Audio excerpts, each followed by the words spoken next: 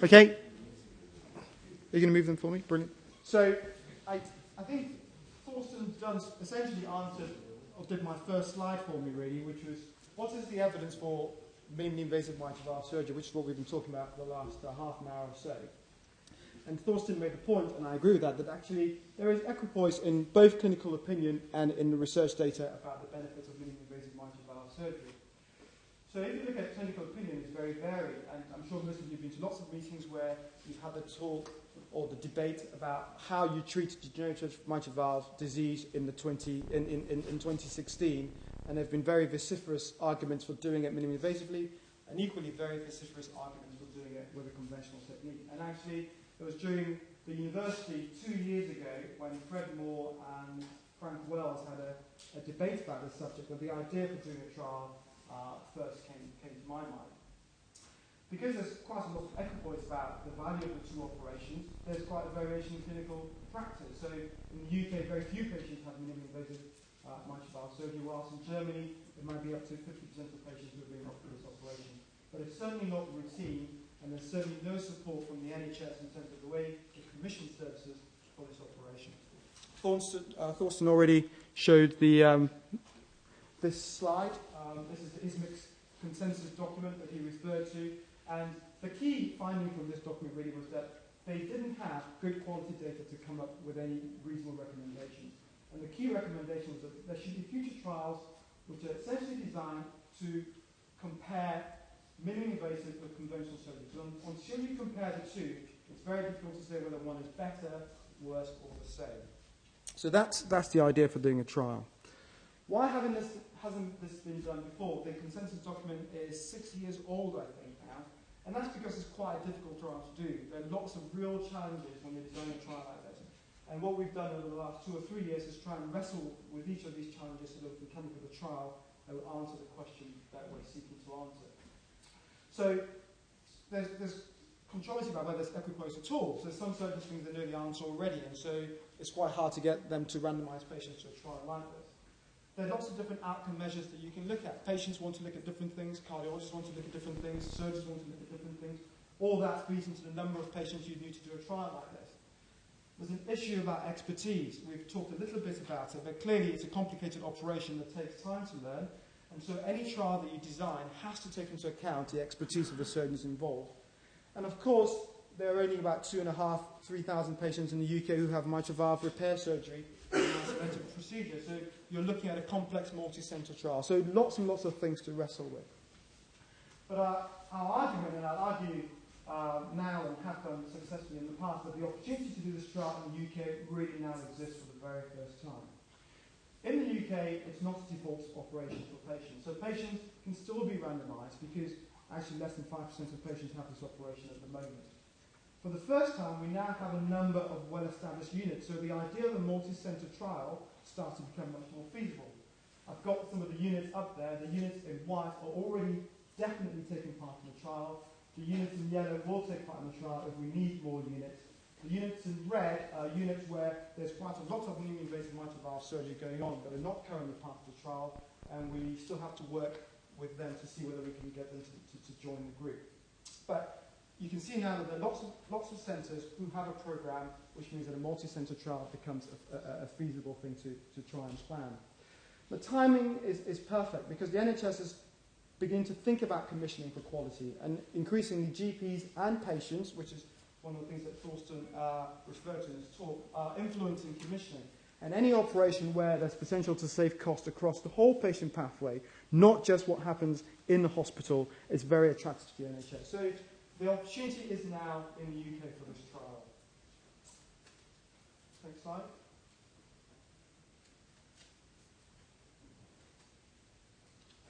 So what is the UK mini-mitral trial? So this is going to be a prospective randomised control trial. It's multi-centre and based on up to 8 units in the UK alone. And it's going to compare minimally invasive thoracostomy versus conventional stenotomy in patients who are having minimally invasive mitral valve repair surgery.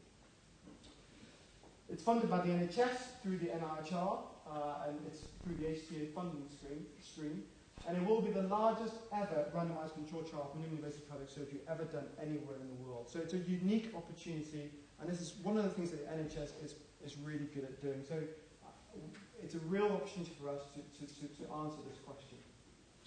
I'm the chief investigator for the trial. The trial will be run by the Clinical Trials Unit at the University of Durham, and South Tees NHS Trust is the NHS sponsor for the trial. So what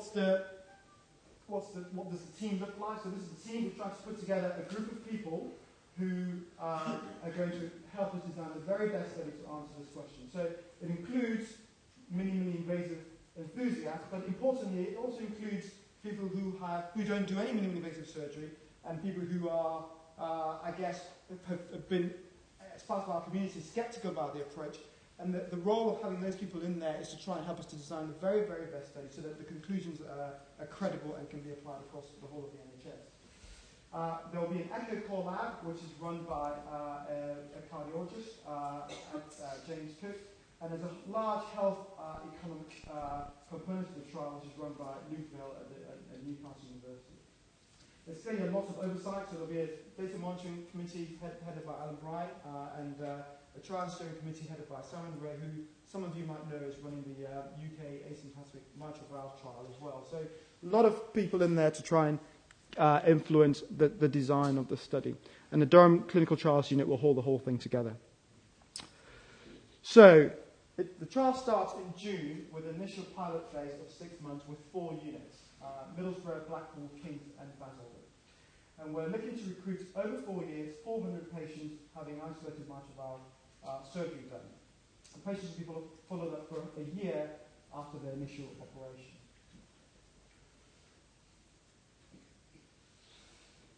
The key thing with this trial is the issue around expertise, okay? And we're looking to recruit expert surgeons working in expert units.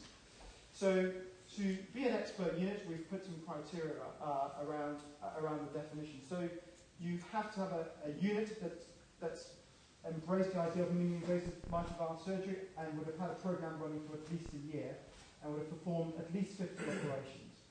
You have to have a team, not just a surgeon, but also the rest of the infrastructure and support that you need to have a successful program. And importantly, you have to have a mitral MDT because these patients will be supported and selected through a mitral MDT process. Within those expert units, there will be expert surgeons. So there will be minimally invasive experts and there will be conventional experts. And the definition for the two groups are the same. So to be a minimally invasive expert, you have to have done the operation for at least a year and have done at least 50 procedures. And that's the same to be a conventional expert as well. So what's the objective of the study? And this is something that took quite a lot of wrestling with and involved extensive consultation with lots of groups of people. But it's, in essence, the key primary objective is to answer this question for the patient, which is a question that I guess Thorsten alluded to in his talk, which is, will I get better quicker? That's what patients are really interested in knowing. So the primary objective of the study is to, next slide please, to look at return to normal physical functioning compared to baseline at 12 weeks. So if you have a minimally invasive operation, do you get better quicker than if you had a conventional stenostomy? The NHS clearly is interested in the economic value of this operation, so there's a primary economic objective as well, which is measured at 1 year, which is that is minimally invasive surgery more cost effective than conventional surgery at 1 year. So those are the two main objectives of the study. How are we going to measure this? We're going to measure this in 2 ways. So one is going to use a qualitative method. So SF36 is a very standard quality of life questionnaire survey that's well validated in this patient group. We're also going to use something called an accelerometer, which is essentially a very, very expensive and clever Fitbit. And patients are going to wear this for a week at those time points, baseline, 6 weeks, 12 weeks, 24 weeks, 36 and 52 weeks. And we'll be able to plot the recovery of patients because we'll know exactly what they do, how much they sleep, how much they walk, whether they run, how much energy they use, etc. And we'll be able to very, very accurately track the recovery of the patient for the entire year after the operation. Next slide. Clearly there are some outcomes that are very that appeal to specific people. So surgeons really want to know about surgical outcomes, so we'll measure all those things, death, stroke, and all those serious adverse events that we see in the operating theatre, as well as conversion, and as well as inability to repair the valve, leading to a valve replacement. Importantly, we're going to measure these complications for a whole year. So we'll not only have research nurse contact with the patients at time points, but we'll also be able to triangulate the data with the databases that the NHS already has, particularly the NICOR database and also the HES data as well. Really important outcome measure is what happens to the valve, because the point of this operation is to get a successful and durable mitral valve repair. So the patients are going to be monitored with an echo at baseline, early after surgery, and late after surgery. All the echoes will be assessed in a core lab by a blind observer, and we'll be looking at all the things that we're interested in. So we'll be looking at how the left ventricle recovers, how the right ventricle recovers, how much MR comes back, etc., etc. Next slide. And of course, the NHS wants to look at money and quality of life. So we'll be looking at cost savings across the whole year and also the quality of life for the patient over 45 years and be able to model what happens over the lifetime of the patient as well. Next slide. The trial starts in June, so we'll open the first 4 centres in June, and after 6 months in November, we'll, depending on recruitment, decide whether to open more centres or not. So that's the plan going forward, and we'll report in 2021 if everything goes according to plan. Next slide. Next slide. Brilliant. So the key challenge for this sort of trial is always recruitment. We've been running a similar sort of trial in our centre, again funded by the NHS, comparing keyhole aortic valve surgery with conventional valve surgery. And we've learned quite a lot of lessons from this trial that we can apply to UK mini-mitral. Next slide, please. One of the key concerns about this trial is, will patients take part? Can you randomise patients to minimally invasive versus conventional surgery? And the answer, in our experience, is quite definitely yes. So this is the Maverick trial, which is nearing completion, and you can see that throughout the trial, actually recruitment has been extremely successful.